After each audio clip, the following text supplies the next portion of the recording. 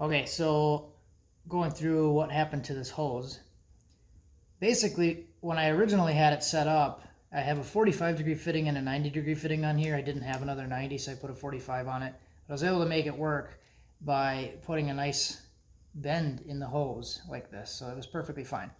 So basically, when I did the head gaskets on the car, and I retightened this fitting because I had the intake off, I ended up tightening it to, instead of being a nice swoop like this, it ended up pulling the fitting down a little bit like that instead of being bent this way.